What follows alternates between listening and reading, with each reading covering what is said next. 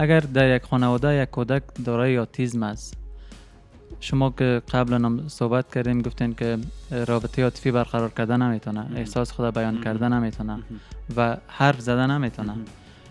همین پدر و مادر چطور آموزش های ابتدایی را به کودک خود آموزش بدن؟ مثلا دستشویی رفتن، غذا خوردن و یا حرف زدن. بعضی ویژوال اسکیجولایی هستن که هدف مشخص دارن که باید استفاده شون. صحیح؟ ببین خب یک چیزی که خانواده ها یاد داشته باشن، بعضی اوقات کودک زیاد وابسته تکنولوژی است، وابسته سکرین است و او در بعضی مراکز آتیسم تشخیص میشه. صحیح؟ از همون 2 سالگی یا مثلا از 1.5 سالگی اگر تلفن شروع شود این زبان یاد نمیگیرن چون متمرکز به سکرین هست. صحیح؟ که این میتونه که از ابتدا شروع شود، آرام آرام مثلا ما اول از صدا شروع کنیم. اگر یک صدا را کودک در 1 ماه یاد گرفت، این کلانترین گپ است. استفاده از سکرین، استفاده از تکنولوژی هم مفیدیت های خود دارن و هم اضرار خود.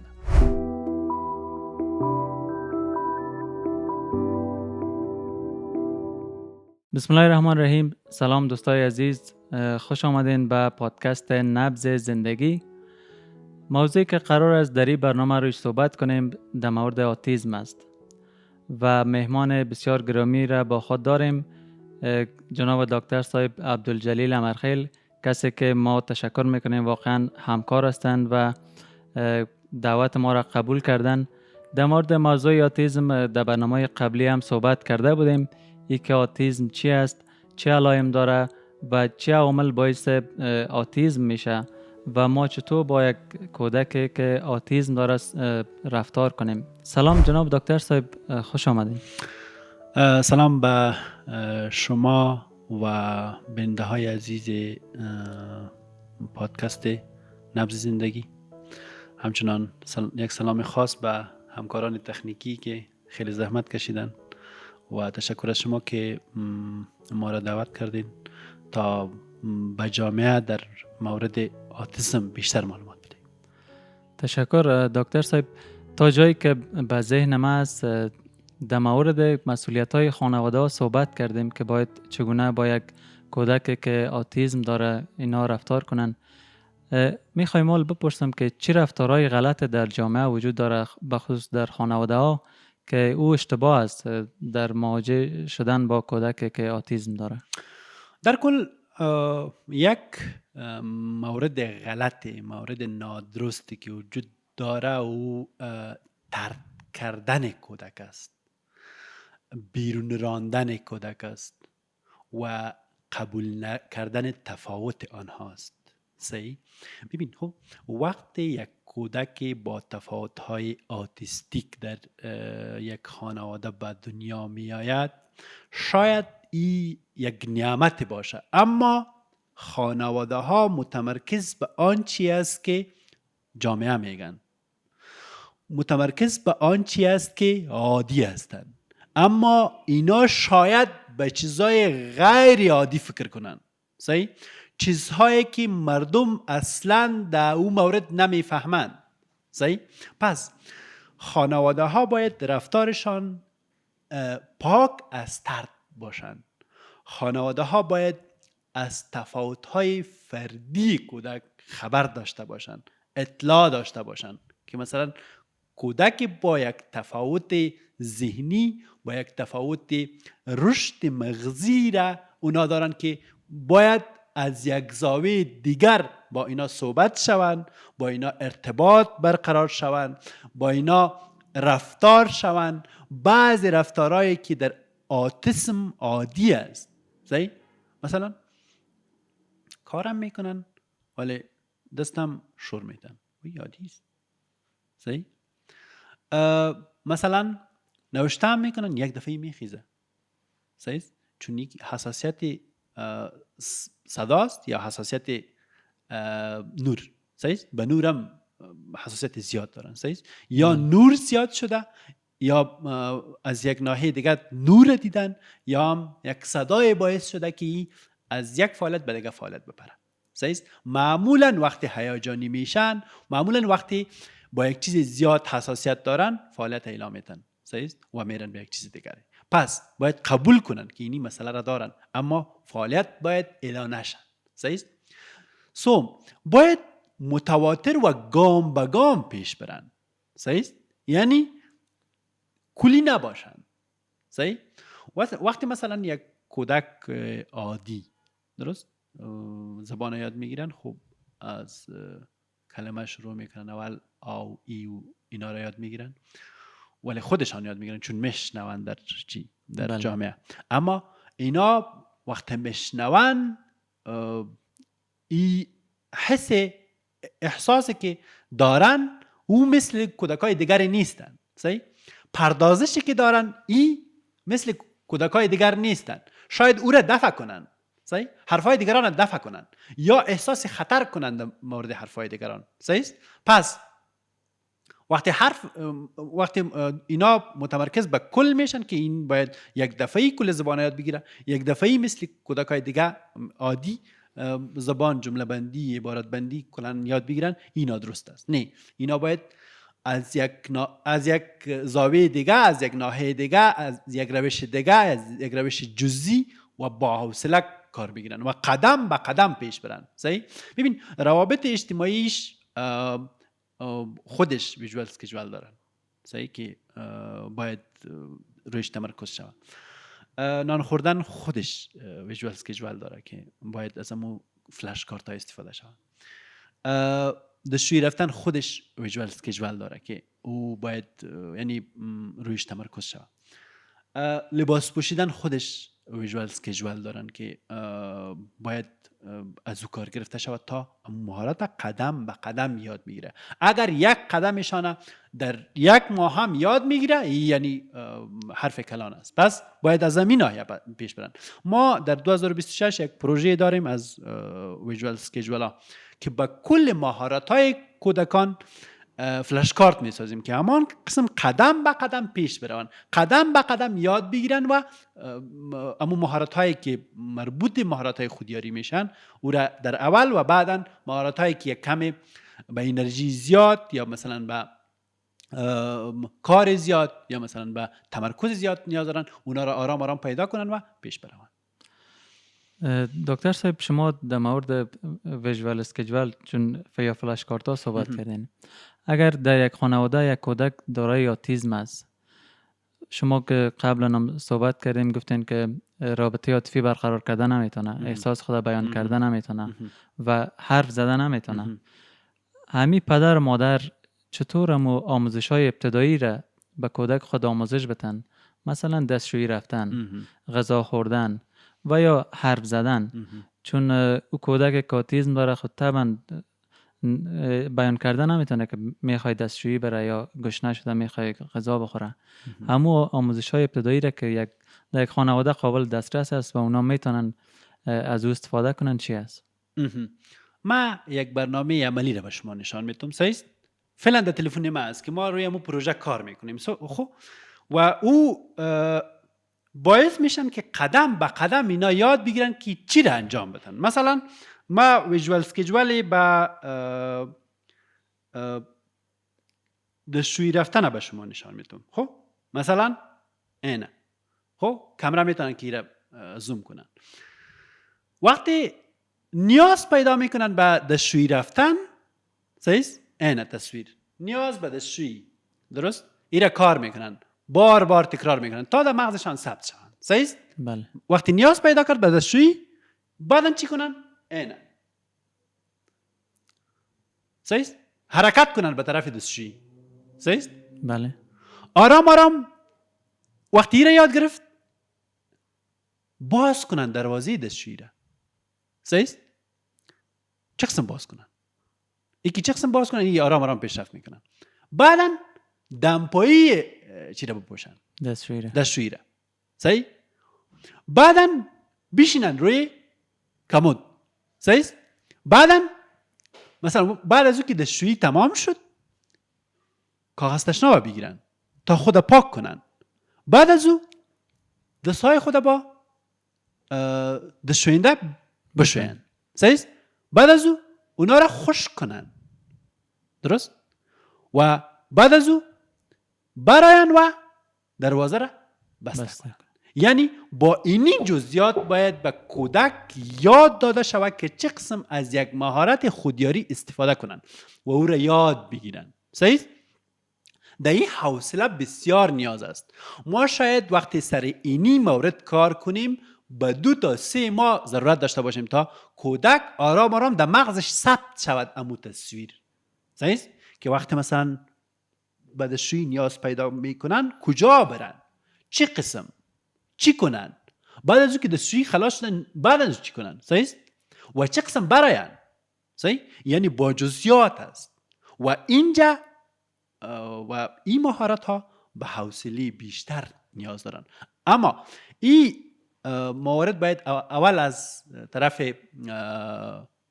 متخصص یا کار درمانگر، صحیح، امرای کودک انجام شود. بعداً باید کودکات خانواده ها ترین ببینن و بعداً اینی آرام آرام وقتی از عکس و تصویر و ویژوال اسکیجول برآمد به یک مورد، به یک اسکیجول واقعی تبدیل شوند. صحیح؟ یعنی آرام آرام ما ایره به یک اسکیجول عادی تبدیل میکنیم. یا مثلا اگر وقتی مثلا ایره آموزش میدیم آرام آرام در خانواده ایره رایج میسازیم که این تصاویر همونجا در خانواده نصب کنن سر همه چیز، که مثلا بفهمن که مثلا حالی باید کجا برن. صحیح؟ نصب کنن و آرام آرام امرایشان پیش بروند و آرام آرام این تصاویر از بین برن و این مهارت به طور مستقل انجام شود، به طور مستقل یاد گرفته شود و کودک بدانه که این مهارت خودیاری که ابتدایی ترین مهارت خودیاری است به طور مستقل انجام داده بتانه. پس از حرفای شما قسم میتونیم برداشت کنیم که از یک کودک توقع نداشته باشیم که وقتی میگیمش دستشویی برو بدون جزئیات او آماده باشه که دستشویی بره. غلط است، نادرست است. و هر مرحله را با جزئیات باید برش آموزش بدیم و حوصله داشته باشیم. دقیقاً. مغز بیشتر گفتیم مغز متفاوت رشد کرده و این تغییر مغز باعث میشن که اونا فقط روی یک چیز متمرکز شن، پس این جزئیات میمانن از پیششان. صحیح؟ وقتی جزئیات میمانن به این جزئیات باید ما مسیر پیدا کنیم. صحیح؟ یک مسیر را ایجاد کنیم که این جزئیات یاد بگیره، که چون این همو ابتدایی ترین مهارت های زندگی هستن. صحیح؟ کی باید یاد گرفته شود. پس وقتی ما این را یاد میتیم نباید متمرکز بر کل باشیم که شما گفتین که دستشویی برو یاد بگیره. نه، در کودکای عادی شاید این قسم باشه، اما در کودک آتیسم این قسم نیست و این یک باور غلط است که او بتانه به طور کل یک مهارت یاد بگیره. نه، او باید با جزئیات یاد داده شود. در مورد استفاده از فلش کارت ها مگه کم توضیح بدین که گفتین که رنگ‌های مختلف استفاده میشه، او را چطور خانواده ها استفاده کنن به خاطر آموزش کودک خود؟ ببین خب این یک برنامه وسیع هستن و خانواده ها میتونن که بعد از این که یک کار درمانگر، رفتار درمانگر و یک کسی که بلدیت به EBA داشته باشن او این ویژوال اسکیجول ها را انجام بدن، بعدن از اونا یاد بگیرن که ایره چه قسم انجام بدن، چون اونا مسیرشان نمیفهمن. صحیح؟ مسیرشان یاد ندارن و یاد در ترینینگ ها اشتراک کنن که ترین ببینن که چه قسم از این استفاده شوند. صحیح؟ و یا اولین چیزی که در آتیسم زیاد مهم است او کار روی رفتار است که بدآموزیشان خاموش بسازیم. وقتی بدآموزیش خاموش شد که از طرف یک رفتار درمانگر مسلکی انجام میشه. وقتی او خاموش شد میتونه که مثلا کودکا والدین از این ویژوال اسکیجول استفاده کنن و ویژوال اسکیجول هر قدر با رنگ های مختلف، با انواع مختلف و تصاویر واقعی باشن همان قدر نتیجه خوبتر میدن، چون مغز ثبت میکنن و وقتی رنگارنگ باشن خوبتر ثبت میشن، چون در اونجا ثبتشان با آسانی میشن. وقتی مثلا ما 6 کتاب به یک رنگ داشته باشیم و در الماری او را مانده باشیم، خب پیدا کردنشان آسان نیست. صحیح. وقت رنگارنگ باشه با مو رنگ هم میشناسیم که اینی کتاب باید بگیرم. صحیح. پس اینی مهارت هم باید به رنگ های مختلف باشن، باید به انواع مختلف باشن. صحیح. حتی باید یک ویژوال اسکیجوال امو کرکترشان با دیگر فرق کنه، رنگایشان، یکی مثلا دستایشان، پایشان، کلشان باید در همه ویژوال اسکیجوال ها فرق کنن تا زودتر و خوبتر وارد مغز شوند. دکتر صاحب، قسمی که قبلا اشاره کردیم در مورد استفاده از اسکرین و در کل تکنولوژی میشه بگوین که به کودکای آتیستیک چقدر مفید است و چه مضریت‌هایی داره؟ استفاده از اسکرین، استفاده از تکنولوژی هم مفیدیت‌های خود دارن و هم اضرار خود. صحیح؟ اما اضرارش بیشتر از مفیدیت‌هایشان هستند. وقتی والدین با پرخاش روبرو میشن، با پرخاش کودکان، با گریه کودکان روبرو میشن، با پرت کردن کودکان روبرو میشن، با لجبازی کودکان روبرو میشن، البته کودکان آتیستیک که اونا نیاز خود از یک راه دیگه ارائه میدهن که مثلا من این چیز نیاز دارم، به خاطر همین چیز یا پرخاش میکنم یا گریه میکنم یا پرت میکنم یا خودزنی دارم یا دیگر زنی دارم. درست است؟ اینا اینا نمیفهمن. به خاطر اینکه این پرخاش آرام بسازن موبایل میدن، سکرین میدن، کارتونی میدن، سکرین کارتونی پلی میکنن، آیپد میدن، کامپیوتر میدن. صحیح؟ که با پردازش موارد از محیط صدمه میرسانن. صحیح؟ مثلا شما به ما قصه میخوانین. صحیح؟ شما قصه میخوانین، من میشنوم و امو تصویرهایی که و کرکترهایی که در قصه هستن امو را در ذهن خود منسجم میسازم، خیال میسازم، تصور میسازم و این در ثبت موارد کمک کننده است و اینجا یادگیری شروع میشه. وقتی مثلا ما بعداً در امو مورد صحبت میکنم، از امو تصاویر استفاده میکنم. صحیح؟ در اینجا تخیل حذف میشه. وقتی شما فیلم میبینین نیاز به تخیل است؟ نه، چون شما کل تصاویر همه چیز جزئیات کنن میبینین. صحیح؟ پس تخیل که حذف شد، درست؟ زبان رشد نمیکنن، مهارت اجتماعی رشد نمیکنن. صحیح؟ مهارت های دیگری که باید یاد بگیرن رشد نمیکنن. صحیح؟ ببین وقتی یک کودک 5 ساعت در یک موبایل گیم میزنن، صحیح؟ خو از روابط اجتماعی محروم شد. صحیح؟ و وقتی محروم شد خو را یادم نمیگیره. صحیح؟ وقتی کودک 4 ساعت گیم میزنه خو زبانش باید رشد نکنن. صحیح؟ پس علائم تشدیدتر شدن، شدیدتر شدن. درست؟ سکرین، موبایل، LCD، کارتون، گیم، کلن عوامل تشدید کننده نشانه های آتیسم هستند که خانواده ها باید بیشتر متوجه باشن. صحیح؟ که از تکنولوژی باید به صورت درست کار بگیرن و فقط برای آرام کردن کودک استفاده نکنن. ببین والدین فکر میکنن که ما با کودک خود با اینی نحوه کمک میکنیم، اما ناخواسته صدمه میرسانن، نمیفهمن که اینا صدمه میبینن. صحیح؟ نشانه ها شدت میافن. صحیح؟ ولی این که نمیفهمن، آگاهی کمتر هستن، پیش میرن. صحیح؟ در حالی که وقتی یک کودک عادی 4 ساعت یا 5 ساعت موبایل استفاده کنن با او صدمه میرسانن تا برسه به چی؟ به کودک آتیسم. تکنولوژی به نحوی که پیشتر ما استفاده کنم باید هان قسم استفاده شوند.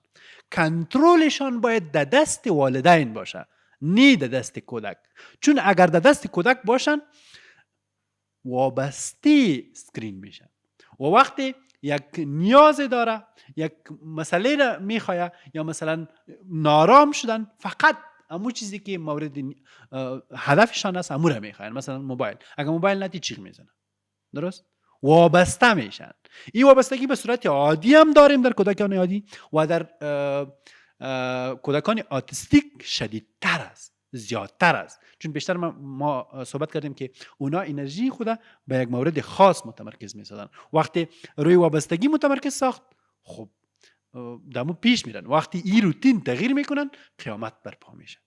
صحیح؟ پس اگر تکنولوژی رو ما استفاده میکنیم، از بعضی ویدیوها، از بعضی فلش کارت ها، از بعضی ویژوال اسکیجول ها، صحیح، از بعضی کارتون ها که او محدودتر باشه و در کنترل ما باشه استفاده کنیم. مثلا میتونیم که به صورت نیم ساعت روزانه استفاده کنیم، مشکل نیست. اما اگر این به 2 ساعت، 3 ساعت، 4 ساعت میرسه، وابستگی است و به کودک صدمه میرسانه.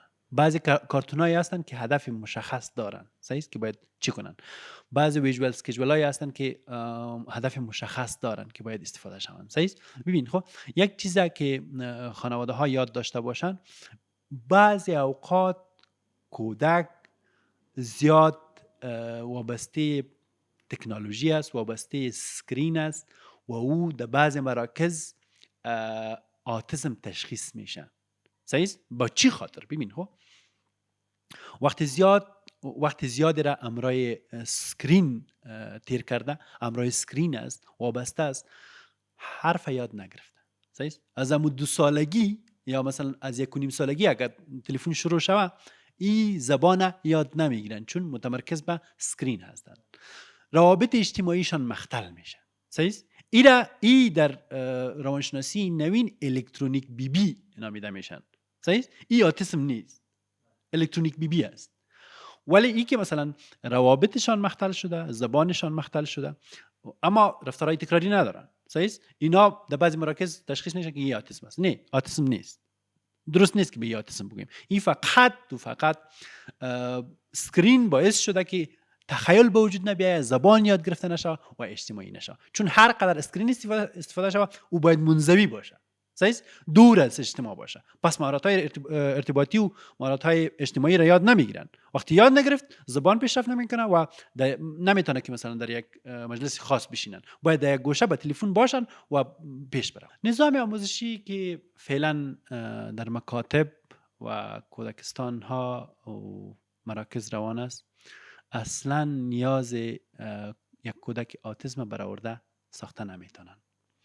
ما کودک آتیسم 12 ساله را میشناسم که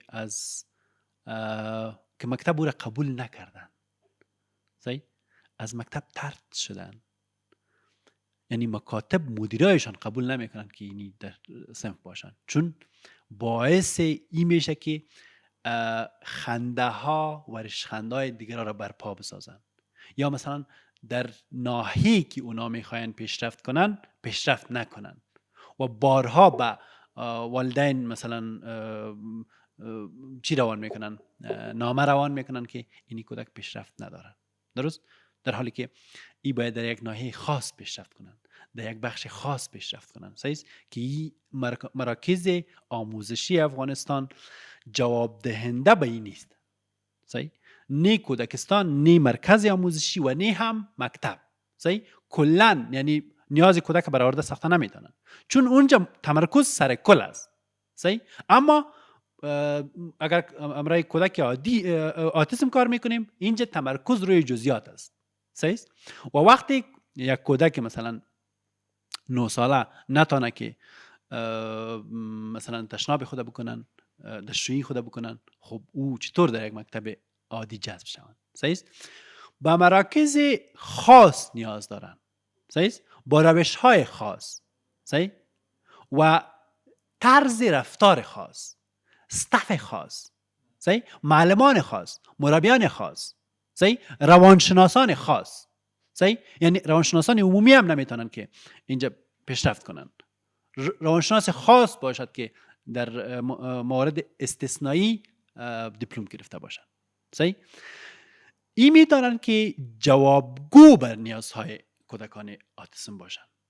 اگر نه اینا مثلا وقتی از جامعه طرد شوند، به افراد بی‌بندوبار تبدیل میشن که بعدن جلویشان گرفته نمیتونیم. و یک گپ باید یاد داشته باشیم که آتیسم هم در جهان و هم در افغانستان رو به افزایش است. مثلا در سال 2000 در هر 75 کودک یک کودک آتیسم بود. صحیح؟ اما در حالا که تحقیق شده در هر 35 کودک یک کودک آتیسم است. صحیح؟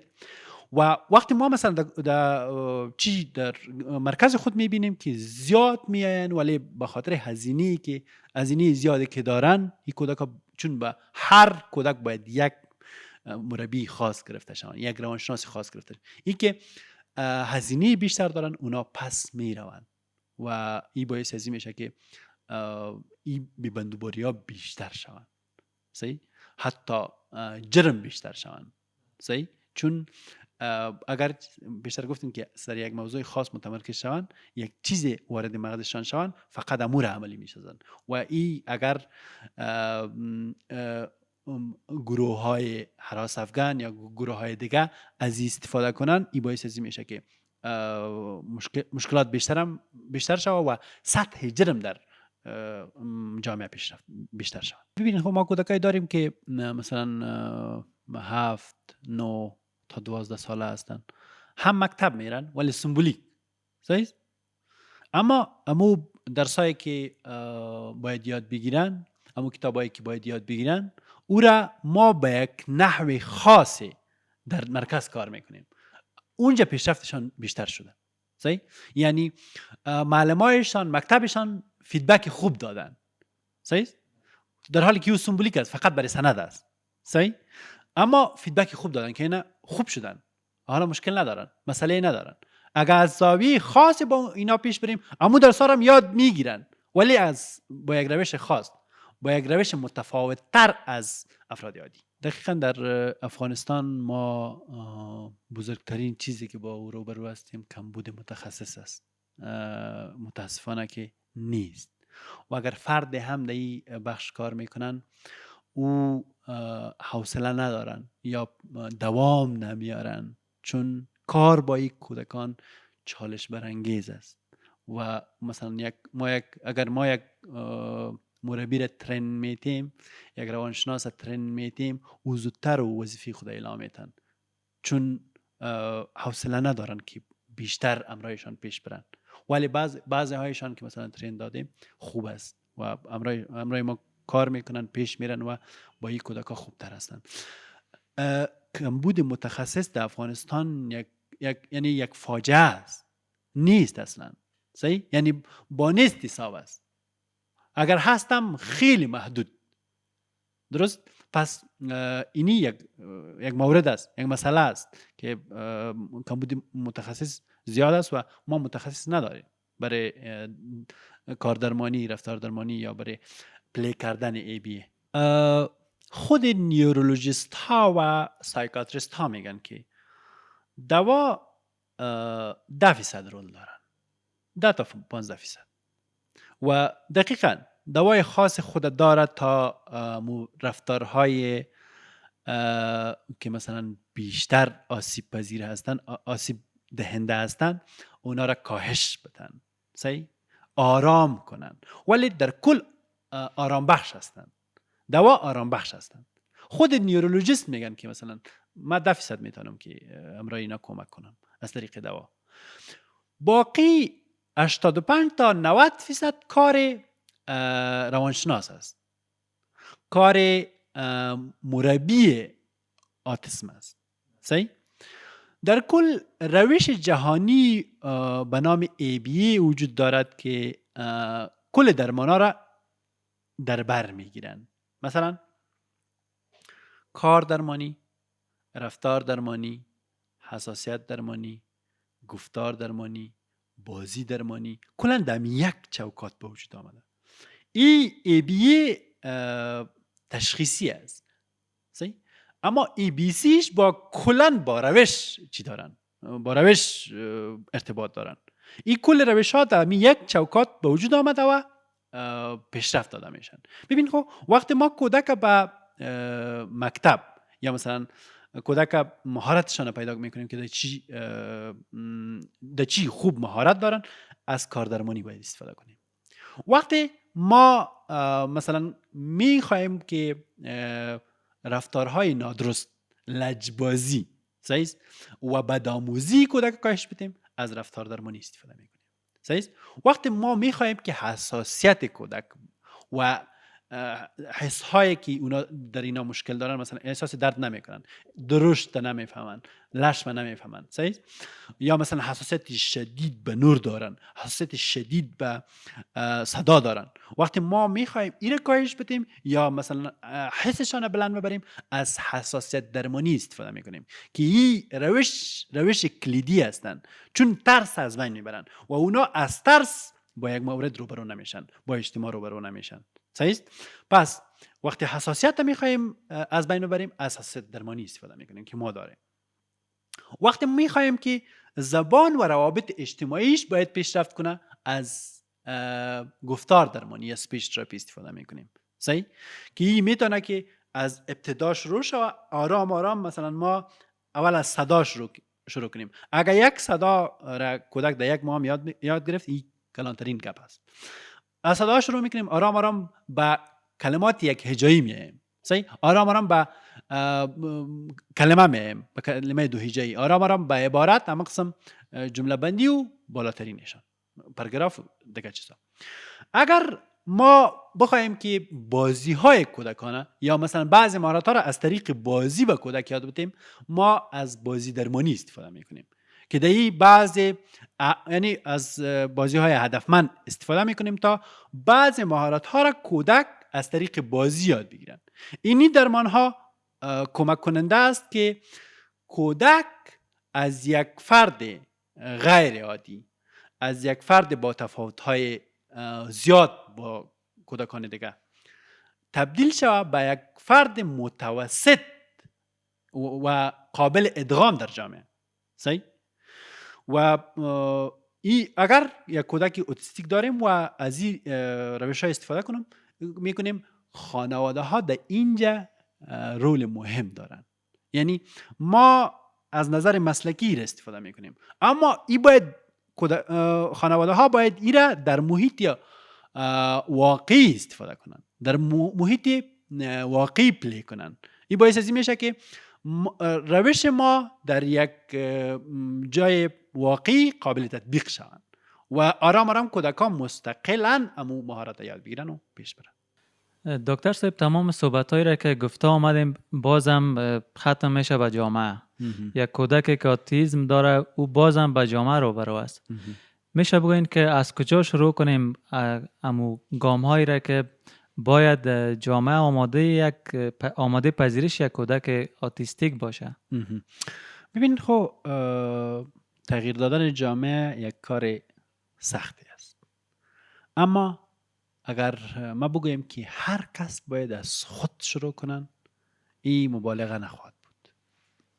یعنی از خود شروع کنیم. کسی که این برنامه را میشنون و میبینن، از خود شروع کنن که چه قسم با یک آتیسم رفتار کنن، با یک فرد آتیستیک رفتار کنن. صحیح؟ بله. میدانیم که از طریق سمینارهای مختلف، از طریق رسانه ها، از طریق آگاهی عامه، از طریق فیسبوک، بدانیم که نظر جامعه در مورد کودکان آتیسم تغییر بدیم. صحیح؟ یعنی اگر جامعه با این کودکان یعنی به صورت تخصصی رفتار کنن، اینا هیچ آسیبی نمیبینن و شاید هم تمرکزشان روی امون موضوع، روی امون مهارتی که یاد دارن یا دو خوب هستن، روی امون مهارت تأثیر مثبت داشته باشن. صحیح؟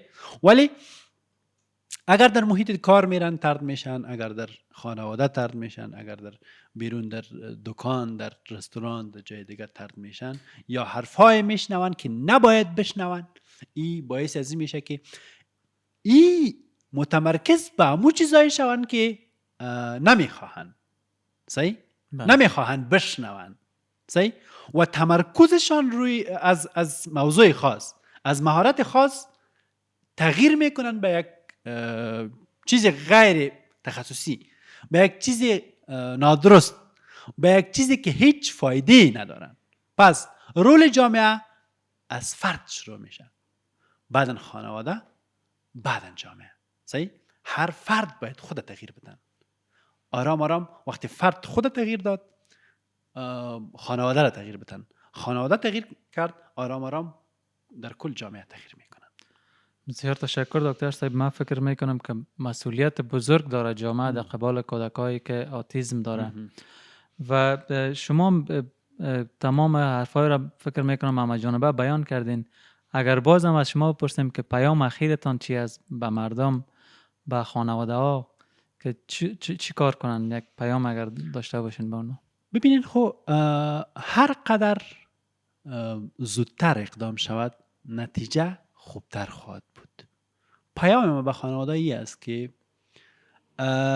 هر قدر که در قبال درمان و توانبخشی کودکتان زودتر اقدام کنین، همان قدر نتیجه خوبی را خواهید گرفتین. همچنان به خاطر کودک آتیستیک حتی باید نظام خانواده را تغییر بدیم، نظم خانواده را تغییر بدیم. صحیح؟ یعنی شاید ای در نظم خانواده نباشه که ما ویژوال اسکیجول در خانواده نصب کنیم، اما این نظم باید بر هم بخورن. صحیح؟ حتی باید حرفها را در خانواده تغییر بدیم، رفتار را تغییر بدیم، طرز گفتن را تغییر بدیم. صحیح؟ احساسات را تغییر بدیم. طرز گفتن به این معنی که مثلا با سرعت بلندی که صحبت میکنیم با او سرعت صحبت نکنیم، چون صدا باعث میشه که حساسیت به وجود بیایه. صحیح؟ بعضی چیزا را مثلا وقتی کودک در مانگاه بود یا مثلا در مرکز توانبخشی بود انجام بدیم. مثلا صدای جارو برقی است، صحیح؟ اذیت کننده است. درست؟ بله. وقتی کودک در مرکز بودی را انجام بدیم. یعنی اگر در نظم خانواده خود تغییر بیاریم، زودتر اقدام کنیم و معمولا مشاوره های تخصصی بگیریم، این باعث از این میشه که کودک همون چیزی که ما میخوایم تربیت شود. صحیح؟ یا بیشتر گفتیم که کودک شاید نعمت باشه، چون متمرکز به بعضی مهارت های هستن که ما در اون متمرکز نیستیم. صحیح؟ اون نعمت شاید خداوند بر شما بتن و این باعث از این میشه که کل زندگی تانو تغییر کنه. بسیار تشکر دکتر صاحب که این موضوع را بسیار وسیع و همه جانبه بیان کردین و تشکر زیاد از این که به پادکست ما تشریف آوردین. سلامت باشین، زنده باشین. انشالله که این پادکست ها را زنجیره‌ای بسازیم. حتما انشالله. دوستای عزیز، اگر فکر میکنین که این نوع گفتگوها برای شما مفید است، پس ما را حمایت کنین. تا پادکست دیگه، خدا یار و نگهدارتان.